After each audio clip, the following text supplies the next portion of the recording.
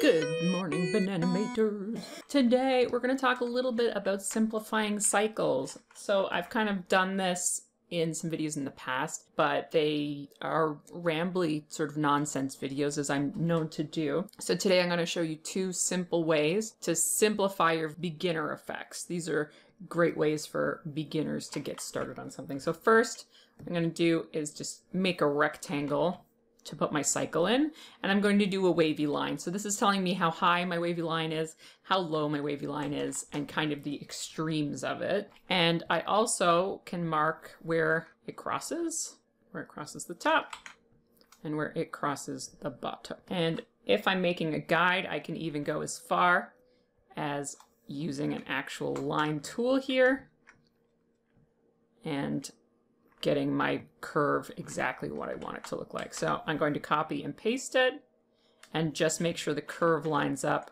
with the one I'm adding to the bottom, like this. So now if I hide the guide that I put in, you can see that I have a double length squiggly line, and I'm going to make a keyframe, and I'm going to move up the line so that it matches exactly. So since we've done an identical line, we should be able to line it up exactly the same, so that here's frame 1, here's frame 2. And then we can extend it whatever length we want our cycle to be. So in this case, I'm going to do a 12 frame cycle because that is a 1 second cycle on 2s. And I am going to put my second frame on 13. So I'm going to have frame 1 and frame 13 identical. So I can copy those 12 frames, paste them out, and they will animate. So let's bring our rough back. And just for easy visuals, I'm going to put a transparency on them. And here is my clean. So now I can clean up the line inside of our box. And depending on what you need this for, you get to decide what your line weight is going to look like, if you're going to use the brush tool, if you're going to use the line tool. It really depends on what you're doing. And this is going to be a wavy grass that I want to link up at the bottom, okay?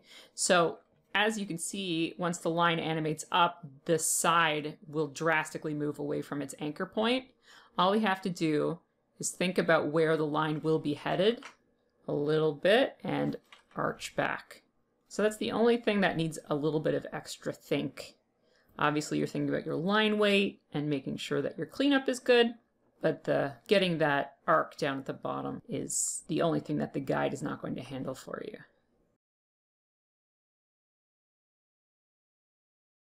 All right, so we've got the frame 12. Now we can pop and paste our frames.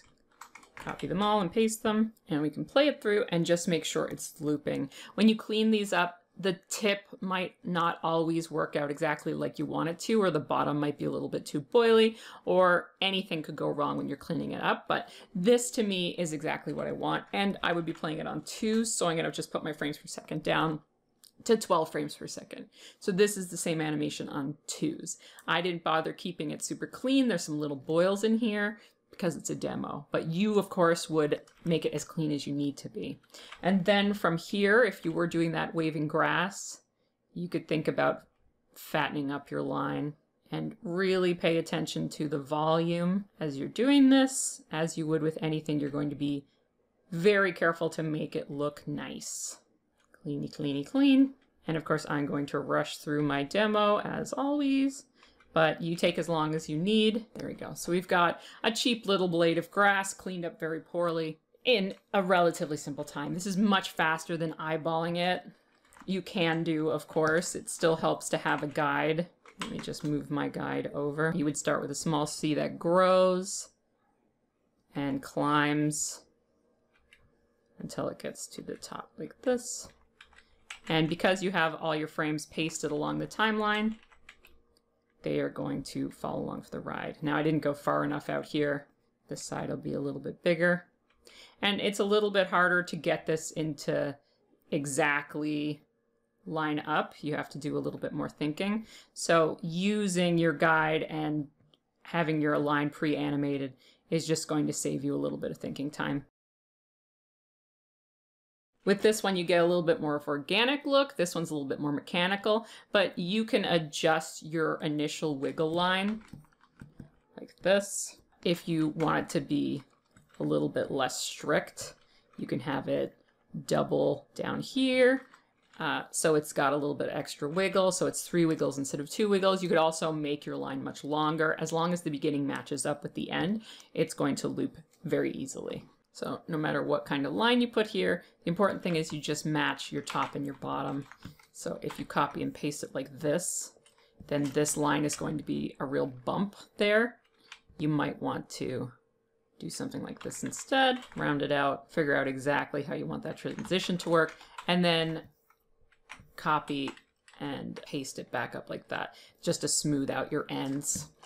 But it can be as bananas as you want. The thing is, this type of cycling is going to give you something that's very clinical because the lines aren't moving at all. The next type, we can do the same thing where we're saying, let's do something a little bit rounder this time, something like this.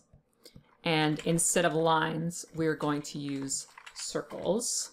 Here's my start, here's my end. Let's say we need 12 drawings. I'm going to fill it out until frame 12. You can exposure sequence fill, or you can create empty drawings like this. And then I'm going to copy and paste them along the timeline.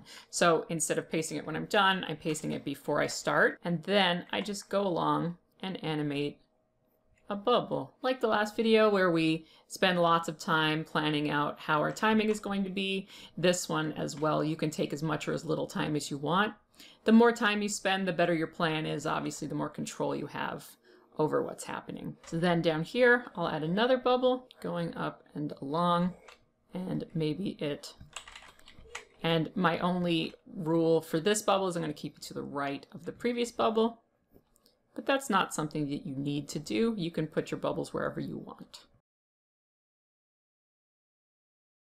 Okay, so I don't have a plan here. I'm just freehanding some stuff. I just want to show you that you can make different plans for your different bubbles, and it's going to give you different results. Keeping them all the same size will give you some looks, and growing and shrinking them will give you other things.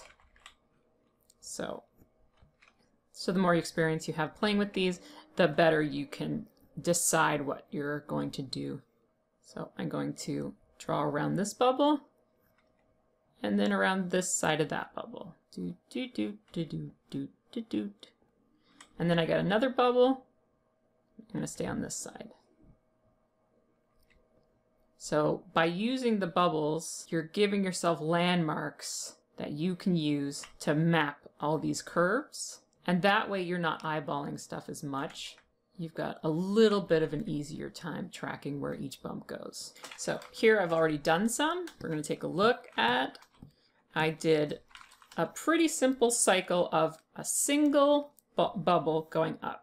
And then I duplicated it and offset that 6 frames rather than drawing the bubble again, because I wanted them to be even. And then I duplicated it and flipped it. So now we have symmetrical bubbles slightly offset from one another. And when we clean them up, it's giving us, because our bubbles are very uniform, it's going to give us a very uniform line. Maybe this is like a sound thing, something going across the screen, very simple waveform type thing. If you take those same bubbles and you clean up around the outside, then you get this. So you can see the big, really wide oscillations don't seem as weird when you put something in the middle of it. It's a very enthusiastic flag. If we turn it this way, we have a very enthusiastic, almost a flag wave. The volume's not staying the same here. We're getting thin and thick bits, whereas a flag wouldn't do that. But you can see how this would start turning into a flag wave. Next, I took the exact same bubbles and I made one side larger. So I just scaled one side up. And then I kind of chose randomly which bubbles I was going to clean up around. And so you can see that this is giving me something that's much more abstract and fluid than this one, where I've cleaned up very religiously around them, even though they're coming from the same guide. And then this one, I did the same thing, but the outside. So you can see how using this very simple bubble method, you can come up with a wide variety of different shapes. This is an abstract, almost like a smoke. This is like a very enthusiastic flag, or like a seaweed, but the top is stuck. And I did that the same way as I did with the bottom, where I would clean up religiously to that fine point. So those are 2 methods for doing simple cycles. You could use bubbles, you could use lines. Hopefully you can see that with these very simple methods, you can extrapolate out a lot of different, very interesting forms. And you're going to save yourself a ton of time in the thinking phase, because that's the hardest thing with a cycle, is really getting that cycle looping in the first place. So if you start off with something simple and use that to aid you to get something more complex, then you could clean it up and put in the artistry, get the line thickness and get the movement down and adjust it in smaller ways. And that's going to be just so much easier, especially when we start getting into complex cycles, which is just a little step away from here. So that's it for this video. Thanks for dropping by. Like, share, subscribe, all those things internet people ask you to do. And if you do anything, I like looking at it. So just tag me in the comments so that I can see a beautiful animation.